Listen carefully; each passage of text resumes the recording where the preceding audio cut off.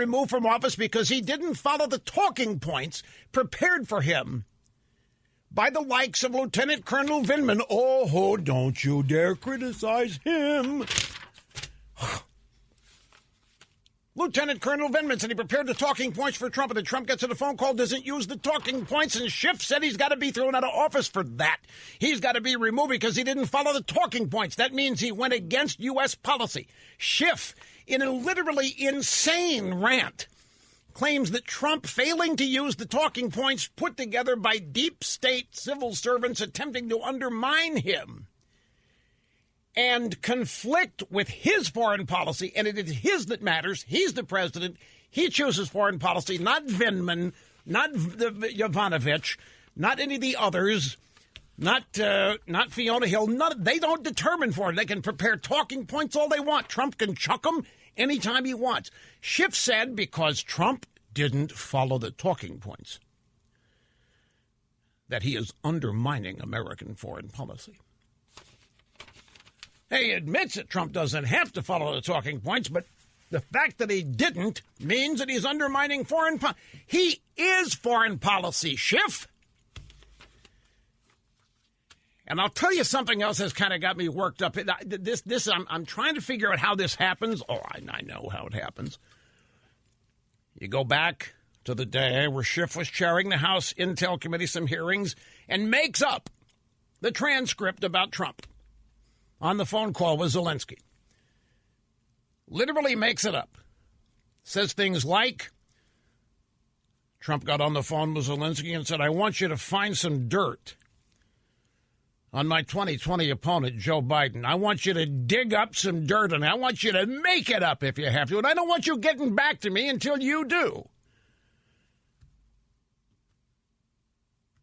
And I'm going to tell you 8 or 9 times until you get it. You find some dirt on Biden, you make up the dirt. You dig it up if you have to. And don't get back to me till you do. And you're not getting a dime from us until you do. Schiff says this is what's in the transcript. He's lying through his teeth, every bodily orifice that Schiff has. He's lying through. And the Republicans are sitting there, and they're not even reacting to it. I'm watching it here from the EIB Southern Command. I'm blowing a gasket, asking why aren't the Republicans reacting? Finally, a Republican constituent sent an email to a Republican member of the committee. What the hell are you doing? The guy's lying through his teeth. So a Republican member of the committee, forget who it was, then finally called Schiff out on it. 30 minutes later, and Schiff's, well, it was a parody of doing satire. And yet, Schiff gets a pass for this. Adam Schiff, in all of this, gets a pass. He still goes before the Senate and this trial with some kind of moral authority, as though he is engaging in the truth. He wouldn't know the truth if it slapped him upside the head. Making up what the president said on the phone call with the transcript of the phone call there and available for anybody to see. Why does anybody debate Schiff's version of the phone call as legitimate? Schiff makes up what he calls a parody. And all of a sudden, the word dirt is somehow part of the transcript, when it isn't. Trump was trying to dig up dirt. Trump was trying to do this. Trump was trying to find this about Biden when it's not part of the transcript.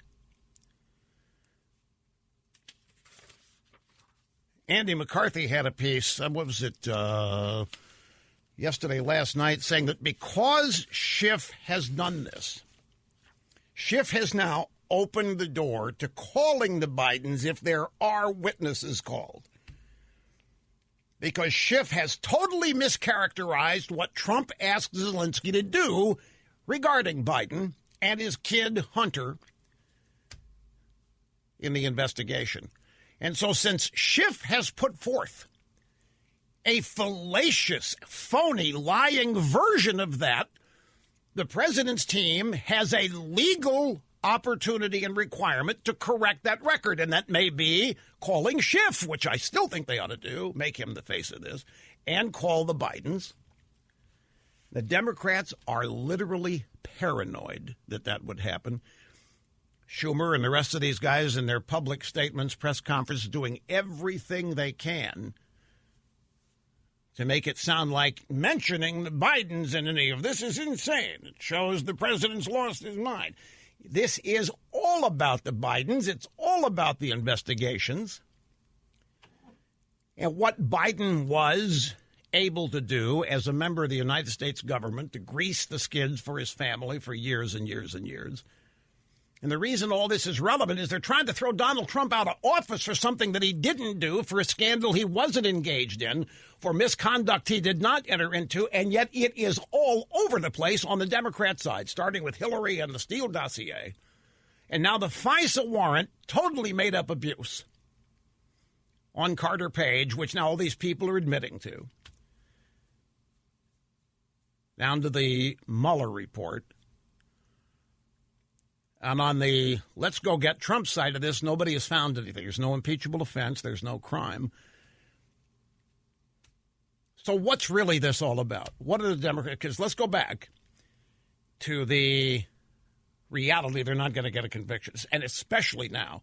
I don't care how persuasive anybody might think that some of these House managers' cases have been. By the way, the TV ratings daily are plummeting. You've seen that, right? The top was 11 million. 20 million is what the first day of Kavanaugh got with Ballsy Ford. This thing, 11 million, and they're dropping every day, and Reuters and CNN wringing their hands, distressed about this. So they know they're going to get a conviction, and now they're not going to get 4 Republicans to vote to authorize witnesses, if they ever were.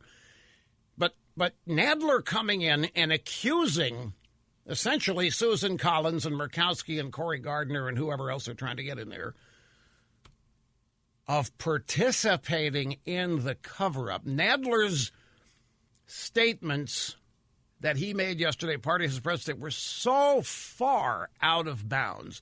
They were so radical left that I said, wait a minute, this isn't, there's something going on here that people are not seeing.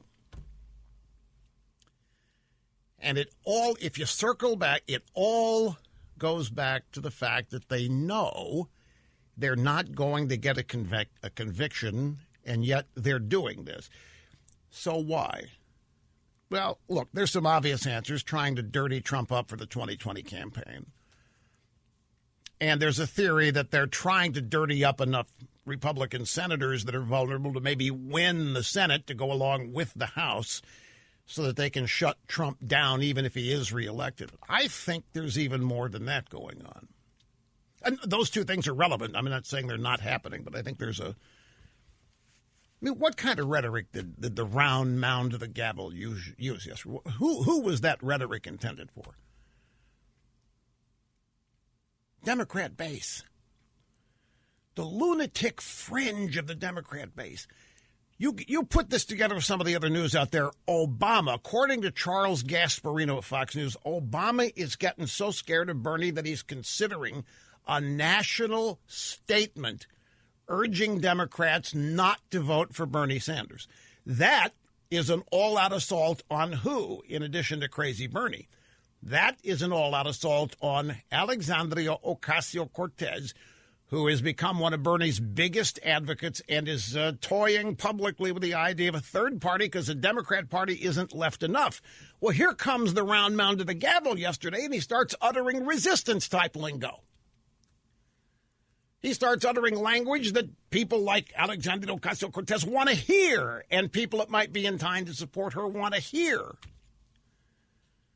Then you go to New York, where all politics is local. Is Nadler perhaps going to be primaried by somebody chosen by Alexandria Ocasio-Cortez because he, Nadler, is not sufficiently resistance radical left-wing enough? Now, if Nadler is worried about a challenge, it would make perfect sense for him to do what he did. In other words, it could well be that part of the explanation for this is that some of these House managers, Nadler, Schiff, are actually doing all of this to keep their base together, not bust up Trump's connection to his, because they can't, and they know that by now. Now, in Schiff's case, I honestly think that he needs professional help right along the lines with Antonio Brown. I think they need to be seeing the same shrink. They need to get the same kind of mental health, because I think Schiff has lost it totally. There's a great piece today, somebody, PJ Media, I think. You're a parent. Have you got a kid who loves performing, loves doing things in the living room, and you can't get them to stop? And you have to act like, oh, that's so cute, little Johnny. You have to encourage them because you're the parents. That's Schiff. The description in the piece is a little bit more detailed and thorough than that, and I'll get to all of that and much more as the stack of stuff unfolds before your very eyes and ears today. Hang on, back right after this. A pretty big first is on the verge of happening in Washington, D.C. Every year during this month at this time, there is an event called the March for Life. March for Life rally in Washington, D.C. A bunch of pro-lifers show up, and it's always a gigantic, well-attended event. No U.S. president has ever appeared in person.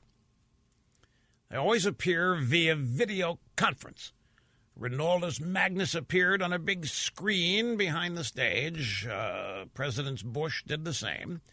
Vice President Pence has been there in person. I'm not sure other vice presidents may not have gone in person, but Donald Trump's going to be there in person. He's there now. He's have been standing at the podium with literally hundreds of thousands of people gathered. It's a huge rally. It's a huge march. I would not be far off if I were to remind you that at a time in his life, Donald Trump was not pro-life. It might be a stretch to say he was never a pro-choice activist. He's never a pro-Planned Parenthood type, but he as a celebrity and a New Yorker and a sea of liberalism, when the subject came up, yeah, woman's right to choose, fine with me. He has undergone a major transformation to become a pro-life activist, the first president to ever personally appear at the pro-life march. In the midst of this impeachment, he's not hunkered down in the White House. This is going to redound to his benefit as much as anything his lawyers say. Welcome back, folks. Open Line Friday, your guiding light through times of trouble, confusion, murkiness, tumult, despair, lying, skunkish Democrats, phony FISA warrants, made-up impeachment charges, and even the good times. We are here. 800-282-2882. Trump's on fire at the pro-life rally. I'm not going to jip it. We're rolling audio on it. We'll have some sound bites for you as the program unfolds. But don't doubt me, there's a number of Republican senators there as well. Mike Lee, James Lankford are there, some members of the House of Representatives. But I'm telling you, something like this, pro-life rally, you know, the pro-life political issue, and it is one. It's never been 50-50. The number of Americans that are pro-life is a majority over those who are not. And I don't think it's even been as close as the conventional wisdom narrative manufacturers would want us to believe. But this contrast of Trump speaking as the first president ever to appear live at a pro-life rally, compared and contrasted to this Chihuahua nipping at his knees and ankles impeachment fight over there. Believe me, this is the kind of thing that makes an impression that's indelible in the minds of the American people. How can it go after this kind of, for what they're going after? And so, in fact, one of the interesting things about all these House managers have gone on and on and on. Ukraine, Donald Trump denied aid. Donald Trump withheld aid. Donald Trump said you can't have your aid unless you give me Biden. You can't. None of that's true. They got their aid, but guess what? 3 of the House managers that have gone on and on and on about the importance of Ukraine voted against military aid to Ukraine every piece of legislation that came up. That is hypocrisy 101. Of course, it doesn't stick to Democrats much, but the fact is they don't care about you.